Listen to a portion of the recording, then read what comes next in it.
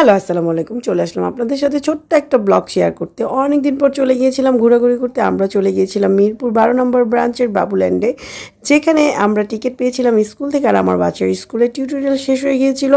আর কিছুদিন আগে ওর জন্মদিন গিয়েছিল, যেহেতু ওকে কোথাও নিয়ে যায়নি, এই সুযোগটা কাজে লাগিয়ে দিয়েছি। আর সাথে সাথে ছোটোটাকেও নিয়ে গিয়েছি, যেন ছোটোটা একটু দেখতে পারে। বাবুল্যান্ডে ও আরেকবারও গিয়েছিল, বাট সেদিন অতটা খেলা বুঝতে পারেনি।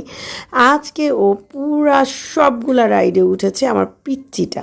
আর পিচ্চিটাকে আমি সহজে কোথাও নিয়ে বের হই না, কারণ দুটো বাচ্চাকে আমি একসাথে নিয়ে বের হতে পারি না। কিন্তু ওর বের হই না যে তা না, ওর বাবার সাথে গেলে আমি অবশ্যই নিয়ে বের হই, কারণ ওকেও নিয়ে বের হওয়ার দরকার আছে, কারণ ওরও বিকাশের দরকার আছে। আর এখানে একটা গান ছেড়ে দিয়েছিল বাবুল্যান্ডে, এটা দেখে ও খুব নাচানাচি করেছিল, কিন্তু কীভাবে নাচবো একটু কনফিউজড হয়ে গেছিলো। পরে ওর ভাই আসার পর ওর কনফিডেন্স লেভেলটা কী পরিমাণ বেড়ে গেছে আপনারাই দেখতে পাচ্ছেন। কিন্তু আপনারা সবাই ভিডিওটা দেখে মাশাল্লাহ বলবেন, কারণ বাচ্চাদের দেখে মাশাল্লাহ বলতে হয়, তা না হলে মুখ লেগে যায়, এটা নাকি নজর লেগে যায়।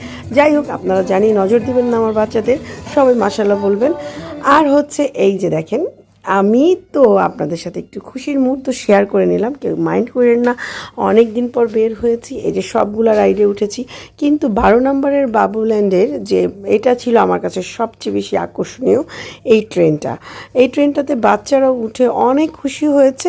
তাছাড়া সবগুলা রাইডই একটু চিপাচাপার মধ্যে ছিল, কিন্তু কোনো রাইড নষ্ট ছিল না, খুবই ভালো ছিল।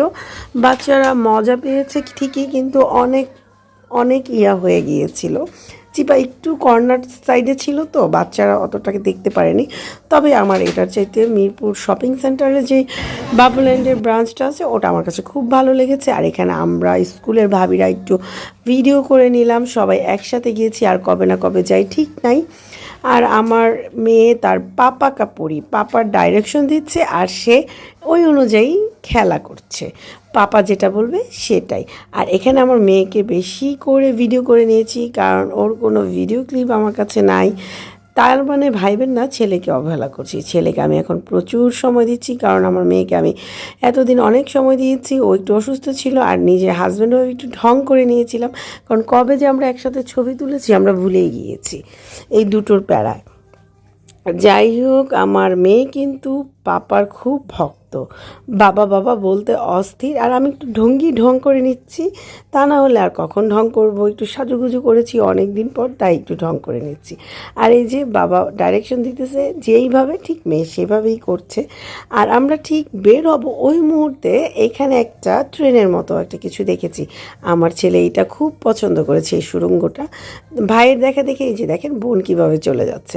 আসলে একটা বাচ্চার পর আরেকটা বাচ্চা হলে ওই বাচ্চাটা বড়টার দেখে অনেক কিছু শিখে যায়, এটা সত্যি কথা। যদিও মা বাবার পালতে একটু কষ্ট হয়ে যায়। আর এই যে ট্রেনটা দেখে আমার ছেলে তো খপ করে উঠে গেছে, আর আমার মেয়ে তো মহা খুশি, সে জানলায় ঝুলছে। আর আমার ছেলে বসে গিয়েছিল ড্রাইভিং সিটে, সে এটা চালিয়ে নিয়ে যাবে, কিন্তু এটা যে চালানো যাবে না, এটা যে শো করার জন্য রেখেছে, এটা ও বুঝতেই পারেনি। তারপর আমি একটু ভিডিও করে দিয়েছি। এই যে জেলখানায় ঢুকে গিয়ে সে বলছে আম্মু আমাকে একটা ছবি তুলে দাও, ছবি তুলে দিলাম। তারপরে এখানে বের হয়ে যাব, আমাদের এক্সিট টাইম চলে এসেছে।